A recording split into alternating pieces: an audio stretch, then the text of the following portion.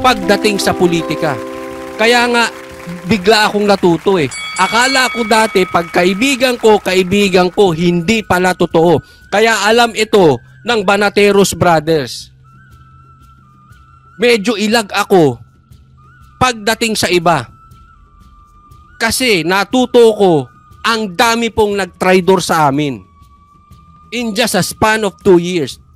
Ganyan po ang politika, maraming traidor. Okay? Sige po, simulan na natin. Ito, statement from former President Rodrigo Duterte. Ibig sabihin nito, ito ay galing kay PRRD. Breaking news po ito kasi July 23, 2024. Ha? Pakinggan nyo pong mabuti kasi this is very important. Hindi po galing sa akin ito. Uulitin ko. Hindi ito galing sa Banateros. Okay? Ha?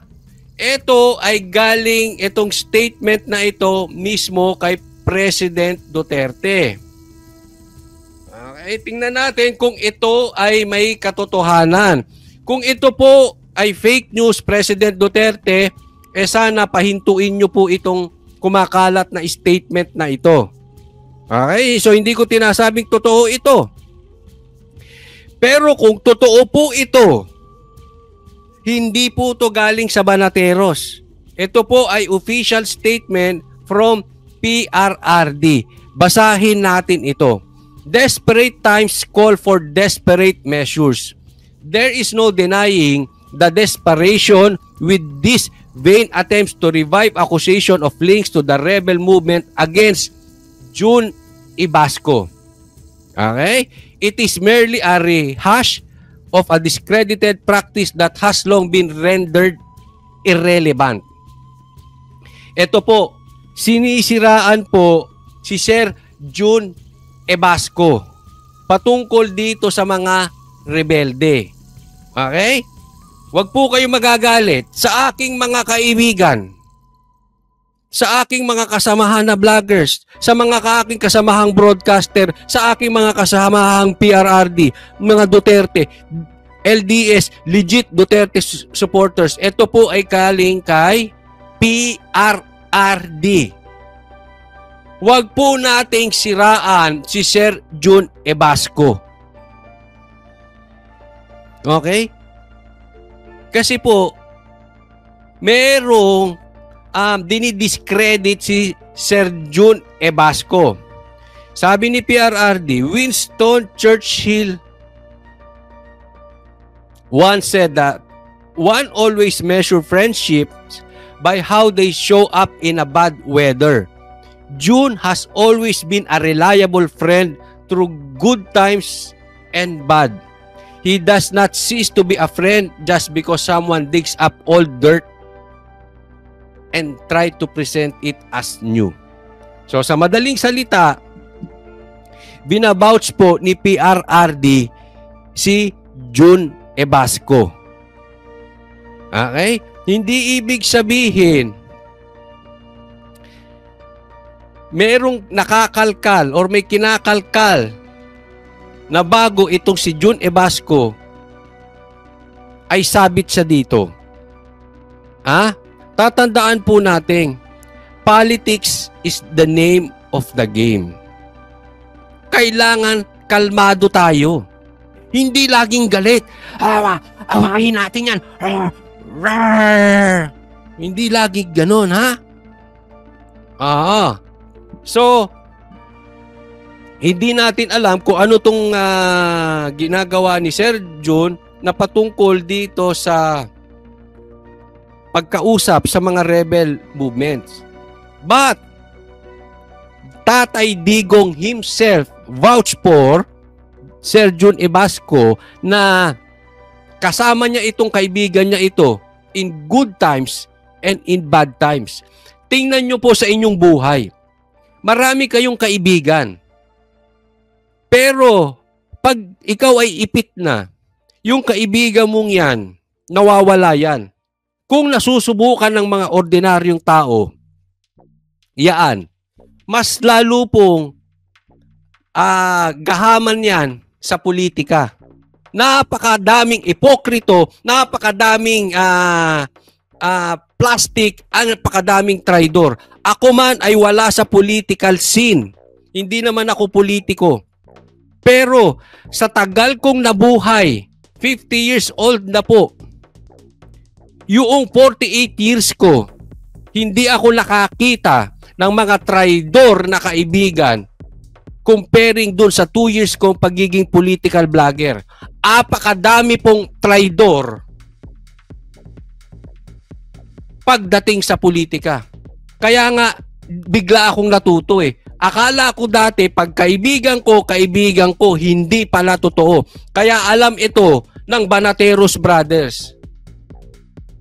Medyo ilag ako pagdating sa iba. Kasi natuto ko, ang dami pong nag-traidor sa amin. In just a span of 2 years. Ganyan po ang politika, maraming traidor. And yet, etong si Sir Jun Ebasco, kasama ni Tatay Digong sa hirap at ginhawa. Sa madaling salita, hindi traidor. Naunawaan. Okay, tuloy tayo ngayon. No doubt, the man can defend himself. He has fought bigger wars than his critics give him credit for. Nevertheless, this piece must be said to put to rest this irritant that pops up obviously to distract us from the bigger task at hand. Isang tabi nyo yan. Yan yung kay Tatay Digong. Ha? Distraction yan. Doon sa ating ipinaglalaban. Mga punyemas kayo, huwag nyong sirain ang maisug. Pasensyahan na po tayo. Alam nyo, mabait akong kaibigan. Ha? Ito, alam na mga nakapaligid sa akin. Mabait ako eh. Pero pag pinangalanan kayo ni PRRD, pasensyahan po, kaibigan tayo. Pero kung salot kayo sa maisug at si PRRD nagsabi, wala akong magagawa dyan. Wala akong magagawa dyan. Ang loyalty namin na kay PRRD. Tuloy! Whoever is showing intrigue against June is doing Maysug a great disservice and should be separated from the cause without delay. They can do their worst elsewhere, but not in the name of Maysug, which June has been painstakingly guided from its conception. My friend,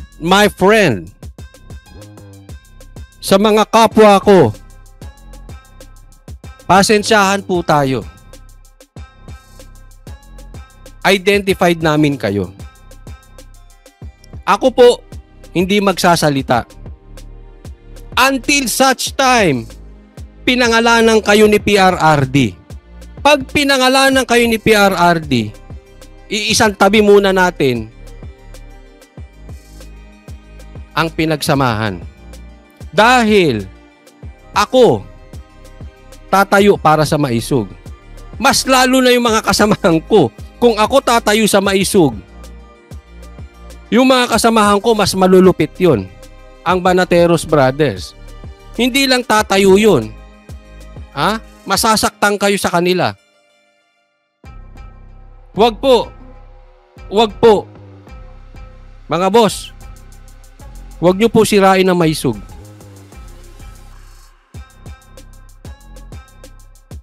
Kasi alam nyo po, sinisiraan na po ang maisug eh. Hindi nila masiraan ang maisug kasi malakas. Alam mo ginagawa? Pinapainan from the inside. Ito ha, nasa politika na tayo mga punyemas eh. Nasa politika na tayo. Itigil na natin yung politika within. Ha? Kasi itong maisug hindi ito mapipigilan. Alam mo magpipigil sa maisug? From within. Same thing na nangyari sa unit team. Hindi naman Tagalabas ang sumira sa unit team eh. Tagaloob eh.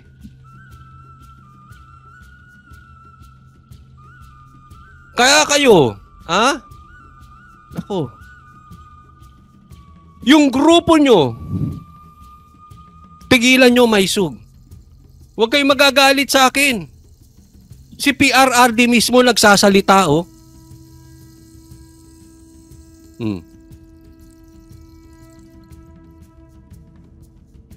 Hindi Ngayon kung magagalit kayo sa akin, kay PRRD kayo magalit. Binabasa ko lang yung statement niya, ipinapaliwanag ko sa taong bayan.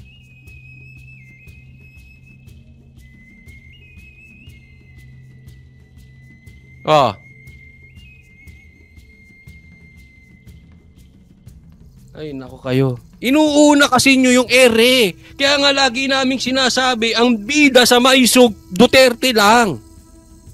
Lahat tayo. Lahat. Lahat. Including me. Extra lang.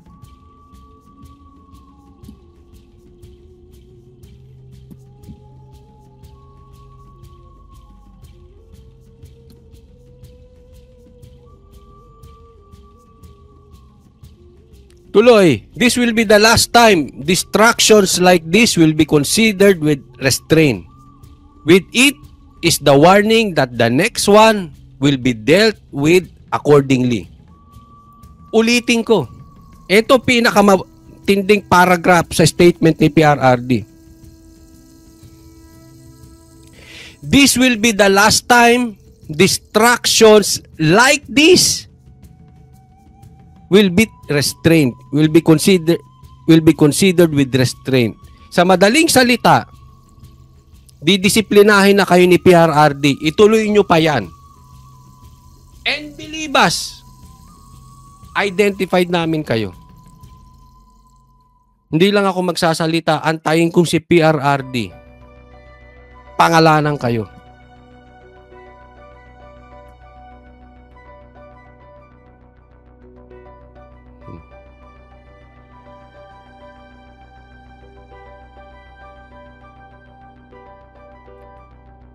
With it is the warning. Babala.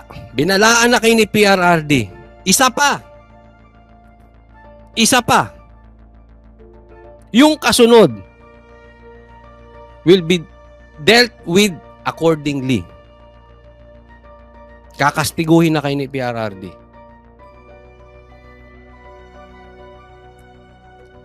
No doubt, Maysug has a noble cause to fight. Sakto. Maganda ang pinaglalaban ng Maysug. For all those who have answered the call to stand up and be counted, there is no turning back. Those who attempt to derail Maysug, whether from without or within, is fighting for the enemy and therefore shall be considered as such.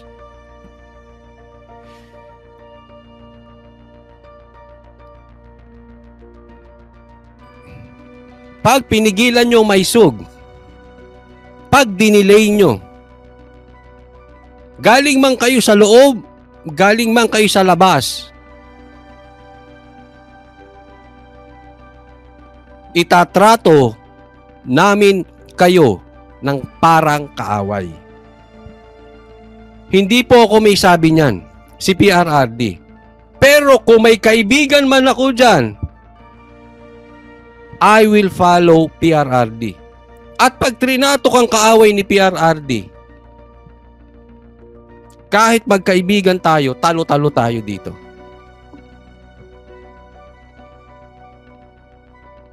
Pasensya na po. Sinabi ko from the very start, ang susundan namin Tatay Digong. Alam nyo yan. Nagkawatak-watak nga na sa unit team kay Tatay Digong kami sumunod eh. Everybody knows that. Okay lang, magkaibigan tayo, hindi tayo magsisiraan personal. Kaibigan tayo.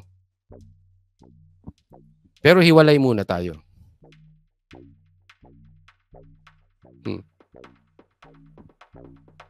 Ay, may nagagalit sa akin. Sabi niya, tingnan nyo mukha ni Oli, ang lungkot. Galit na galit. Ah? Tingnan nyo yung mukha nito. Hindi, tingnan natin. Saglit, ha? Hindi, gusto ko makita. Yung pagmumukha ba niya ay gwapo? Yung... Hindi, wag niyong buburain. Wag niyong burain. I-reinstate nyo. Kasi nag-aayabang. Tingnan nyo pagmumukha. Kayo magsabi kung ano. Masaya siya. Pero tingnan mo yung mukha niya. Malungkot. Tingnan nyo yung profile picture. Hiyang-hiya naman ako sa inyo. Hiyang-hiya naman ako sa magsasabing ang lungkot ko. Tingnan mo yung mukha mo. Mukha bang masaya?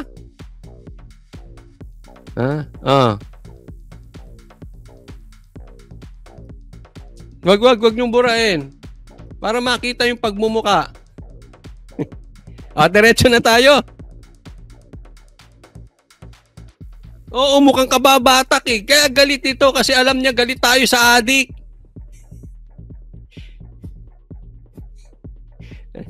Ako, asar na asar yung... Ay, alam nyo kayo, ang papangit nyo, Banatero, hiyang-hiya naman ako sa kagabuhan nyo. Ang lalaki ng tiyan nyo. Kagwapo mo, Gray. Ito, ang lungkot ni Coach Oli, galit na galit. Ang gwapo mo.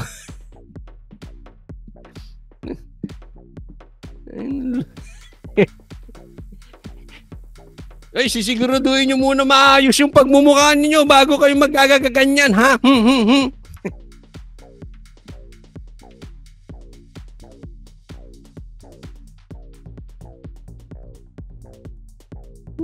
Maka-insulto kayo lalo sa Banateros, kala kagagwapo. Ito mga to. Ay!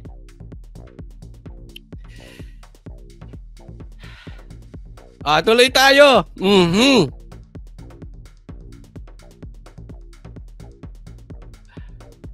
Ayan ha. Si PRRD nagsabi ha. Makakaaway kayo. Itatrato kayong kaibigan. Ay, tatrato kayong kaaway. Ha? Basahin nyo.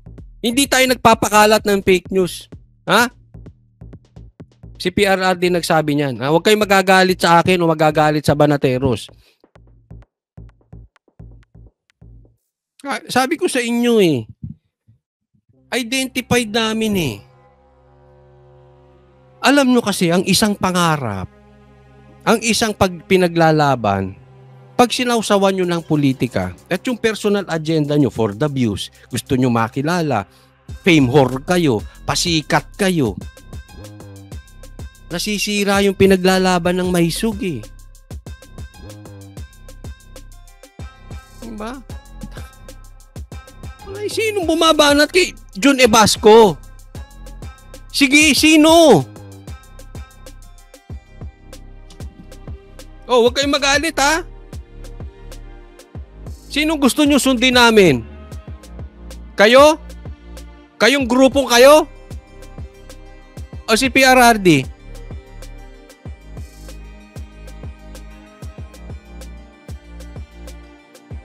Magkakaalaman tayo dito.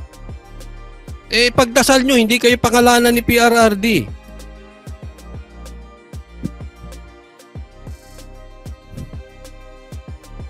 Kaya po, abangan ng Banateros.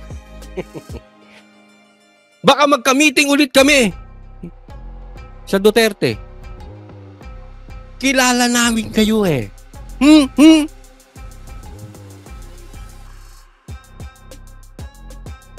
We are watching you.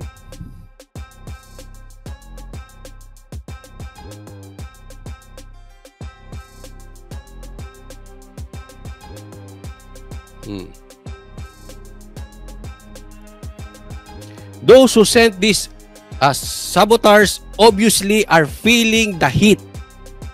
It proves that Maysug is fast gaining ground. Huwag nyo nang kalabanin yung grupo ng Maysug. Huwag na. Kung meron kayong gustong grupong itayo nyo nang hindi nyo sinisiraan ang Maysug. As simple as that.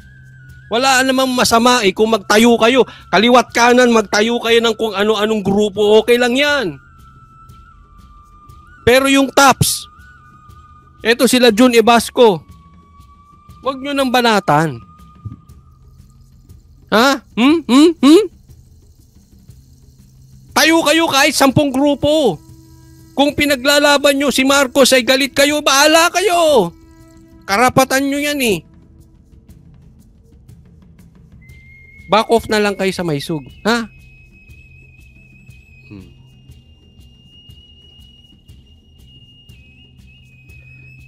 It proves that Maysug is fast gaining ground. It should serve as a warning to all those who have embraced this honorable cause to be on guard.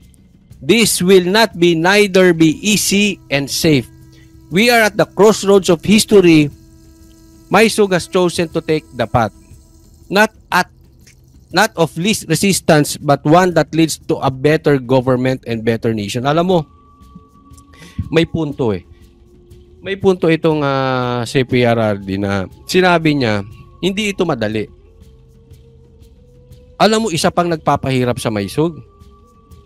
Bukod sa iniipit na yung Maysug, bukod doon sa pinipigilan ng mga rally ng Maysug, yung pinupolitika nyo pa ang Maysug. Sinasabi ko sa inyo, ako hindi naman nagsasalita eh. Yung mga kasamahan kong banateros nagsasalita. Pakiusap lang po. Huwag nyo nang siraan ng Maysug. Ha? Kasi pag nagsalita kami at pinangalanan namin kayo, magpapaawa kayo sa channel nyo.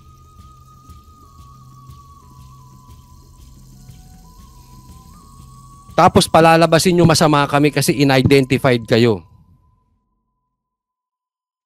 Pero nakakausap po kami sa loob and we know you.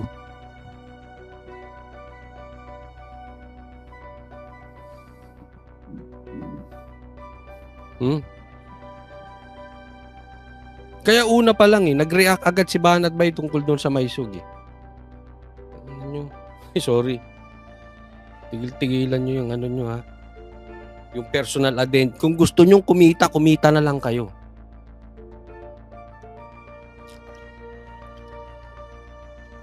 Walang masama dyan. Kung meron kayong pangarap, don't be tambaluslos. Kunin nyo yung pangarap nyo nang hindi sinasagasaan ng Maysug.